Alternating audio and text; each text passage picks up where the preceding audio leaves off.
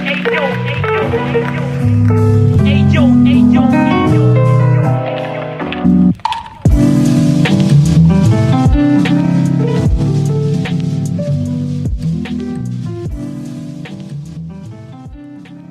project is a no-profit foundation about visual art and photography.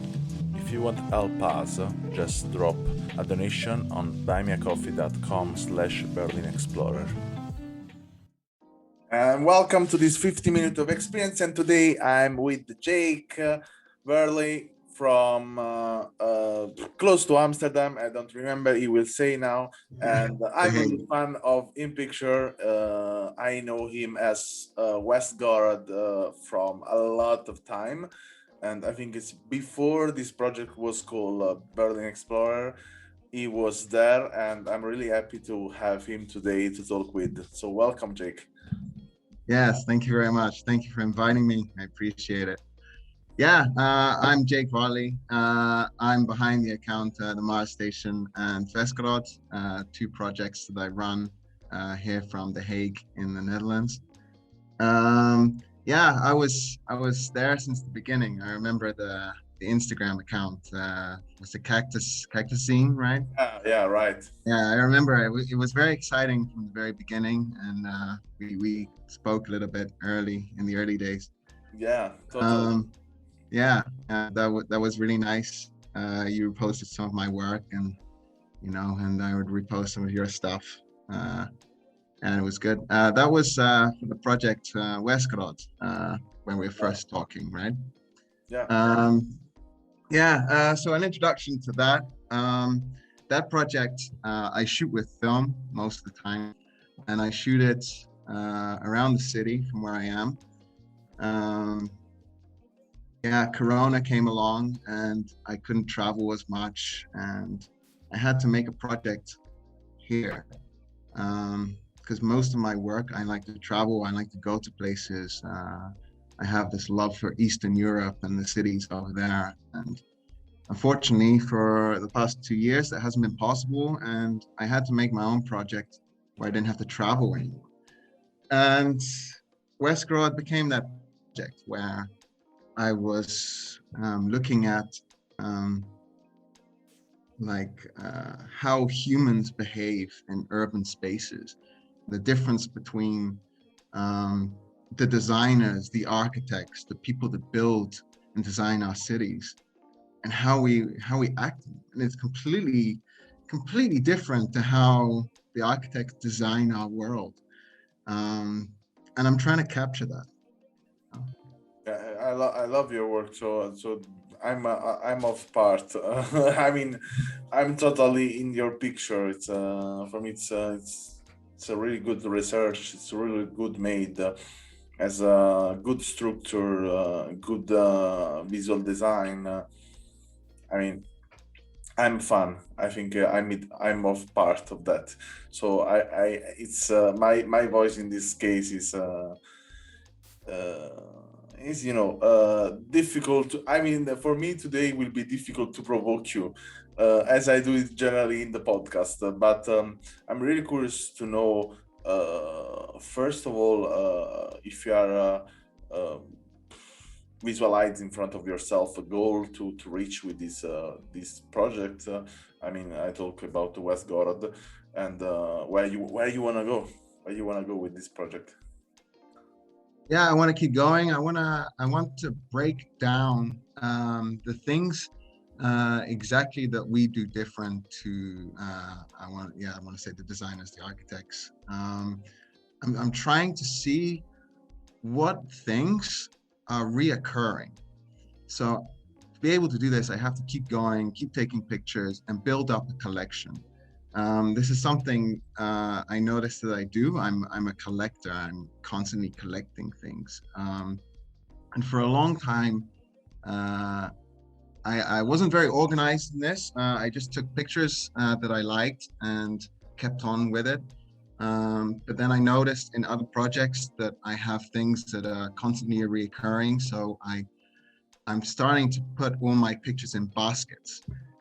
So I have, for Westgorod, for example, some of the reoccurring things that I'm seeing, things like the trolleys, you know, some trash that's left behind, graffiti that people put on the wall, or the people that erase that graffiti. So now that I'm starting to see some things reoccurring, I want to build collections of each of those things, um, and kind of see where that's going to take me.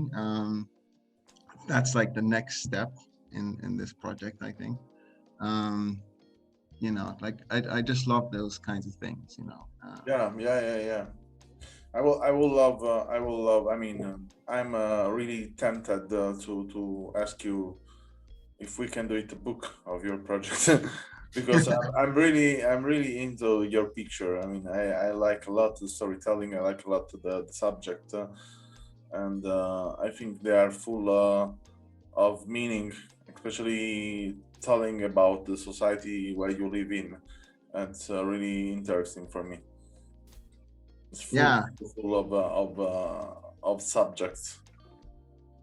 yeah, exactly. It tells a story of who we are as people living in these urban spaces, and how we communicate with them. You know, we don't just communicate with other people, but we communicate with space and with buildings. And you know, like I want to get to the bottom of it. Why do we do this? You know, one great example that I really love about this difference between like design space and the civilian is like, have you ever noticed when you go to a park or a space where there is grass, and then you have the path, you have the concrete path, and you have the grass, and the path is at a right angle, you know, it goes like an L shape, right? But people don't walk in an L shape. People will go the short route.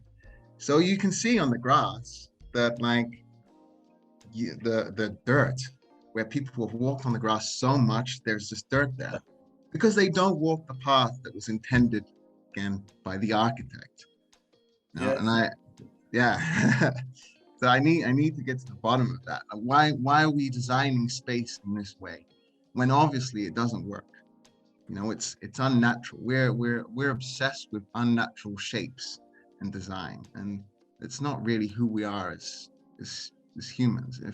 If you look at a lot of my work, I'm very like about architectural shape, and you know, very strong shapes, very dominating architecture, brutalist, constructivist, those kinds of things.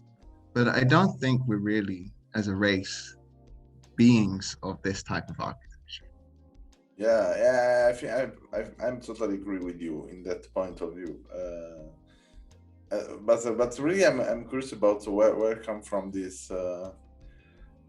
project. I mean, in general, where are you from? I mean, not in general, not about the country, about the feeling.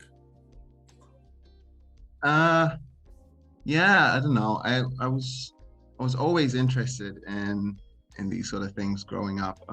I always had this interest for concrete architecture and for buildings and for space. Maybe this came from an interest in science fiction. Um, I like a lot of science fiction movies, books. I read a lot of books. June by Frank Herbert, one of my favorites. And I guess my vision is just trying to capture these worlds um, in real life. You know, like how could you create these worlds using a camera? Um, and these buildings look like they come from these worlds. So I think I already had an obsession with them.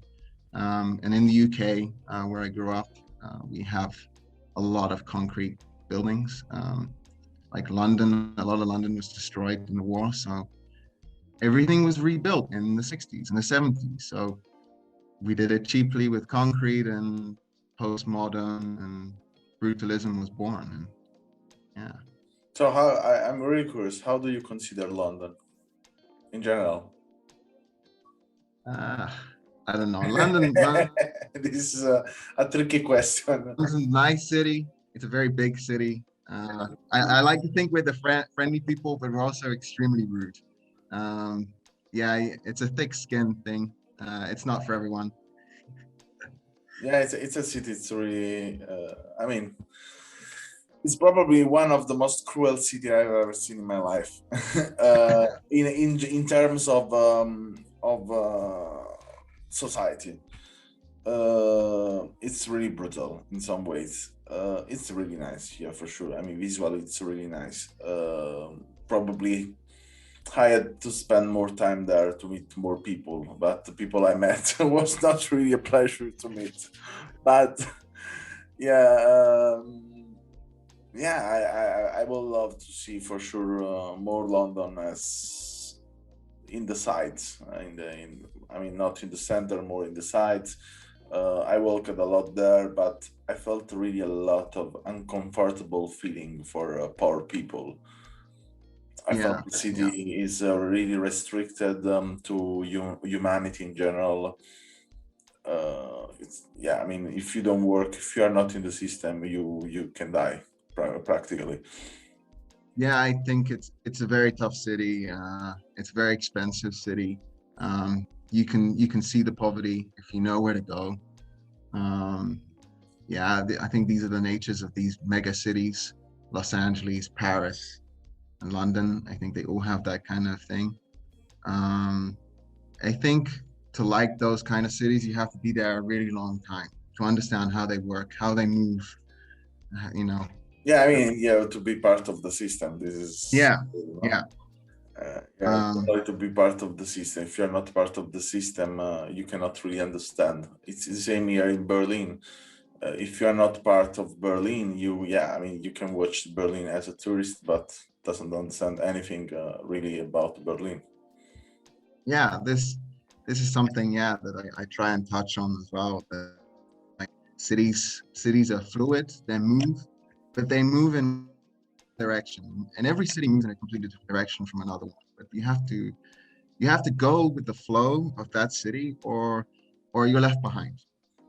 Yeah, So I think it's very important for people to find the cities that they like to live in, if they like to live in cities at all, because not everyone does. Um, but yeah, every city is different. You gotta find a city that has your flow. Um, at least that's how I always looked at it. I lived in a few different cities, and yeah, London's different. Every city is very different. We all have our own personalities, and it's not just about what country it is in, because one country can have completely different cities. So it's not always about the culture of a nation per se.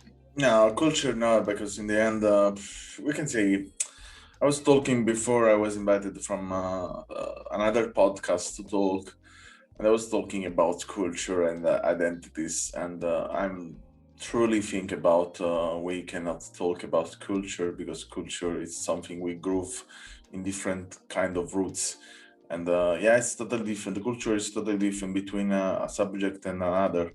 It's completely different because come from different belief, different way live in the life and experience.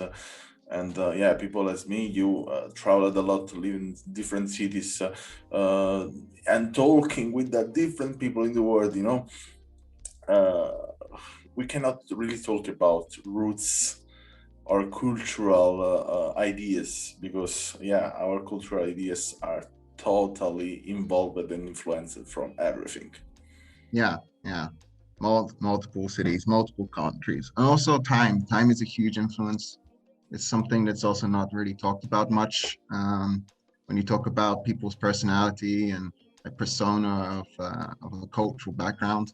I mean, uh, countries also change over time. Soviet Union, Yugoslavia. If you think about people that come from those countries, it's you can have parents that are born in a different country to the son or the daughter. So Yeah, time yeah. is also a huge importance in like a cultural identity.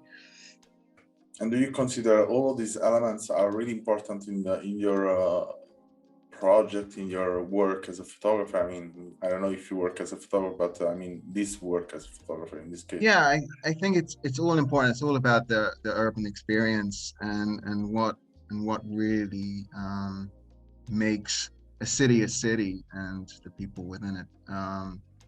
Obviously, I don't want to go too broad. Yeah, some of those things that we discussed you know, there are lots of things, there are a lot of things you can touch on, but you can get a little too excited if you go on about it. You know, so I'm really trying to focus on it. But yeah, I'm thinking about all these things all the time and how I can incorporate those things. Yeah. Um, yeah,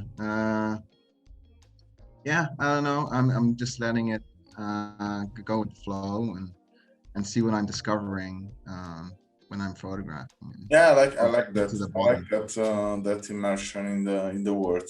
I mean, it's what I do it too, and in a way, it's also to be open. I mean, not really open, but wide to get what happened, and then to be there and to live and to get this experience. And this is something I think it's really important in the practice as a photographer to be in the right time, in the right moment, and to feel the value, you know, the precious part of what happened in front of you or what you are getting in touch with. Yeah. This is really important, I think. It's really the what make the change in our pictures, and I think your work, as I said, it's amazing. So then it's uh, can give a lot of reflection about thinking way, and I mean, I will look forward. I want to work as an editor for you. That's sure. I mean, I'm totally in love with this kind of works. Yeah, thank you, thank you. So just to go deeper and going the last question I want to ask you is there was some experience connected you because of photography with something or someone in your life that touched you or changed your perspective in a totally different way? I don't know. I think like when it comes to me and photography, I always carried a camera around as a kid. Um, and I don't know, I read these books and watched these movies, and then I wanted to create. I wanted to create a world. I wanted to show what was going on in my head. And photography is this incredible thing. You know, it's science. To me, it's science proving magic is real. There's this incredible thing where you can show someone else what you're looking at. And for me, you know, like when I was reading these science fiction novels and watching these movies, um, the problem with photography is that you have to photograph something that's real. And in the past, I used to draw a lot. You can draw anything in your head. You can draw a spaceship. That's great. I love that. But the challenge in photography is trying to make that world exist. You Yeah, have vision and you have to make it real. Like, you know, I see a building I like. Well, how do I make that building look like it's from you know, from a movie that you saw? And that's the challenge that I love. And, you know, it's making the world see what you see. And I don't know if I really had like a moment that really like exploded for me. And it was a gradual thing throughout my life and seeing other people's work and reading about other people's work. yeah, but And I wanted to do it. So I just, I mean, you have to keep on, man, because what you do is it's has a lot of value. I mean, not because other people that don't give value, but in this position, me, for example, as a curator, as an editor, I look every day thousands of picture of people and I search in thousands of picture. I don't use all Instagram. I use many websites different to search picture and to search photographer, and it's difficult. It's really difficult to find people as them own vision. It's totally difficult, and it's kind of searching in a box really big of Lego, and you're searching, you know, for this particular piece, Yeah, that one piece. And the color has to be probably is the same, but has some dots inside, and this is the difficulties.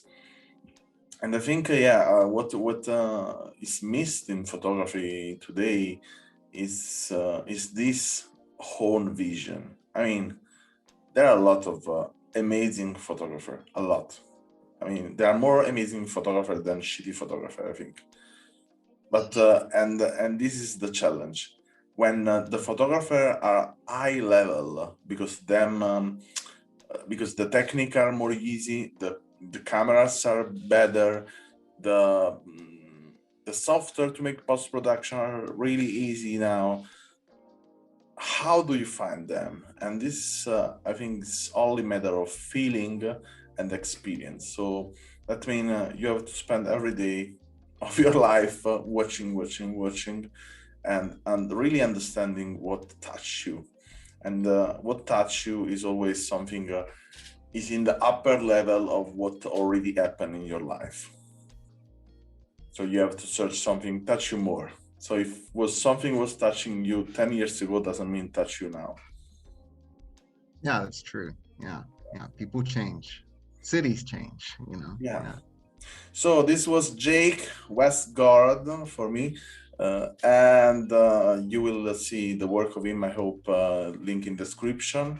And I thank you a lot for this nice conversation. I hope to have many more conversation with you in different podcasts and to go really through every picture you do it, every situation you get in touch with. Thank you very much. Thanks for inviting me again. It was nice to meet you finally. It's a really pleasure. Thanks for listening to our podcast. Learn more about our project at allmylinks.com/Berlin Explorer or visit our Instagram and follow Berlin Explorer Project.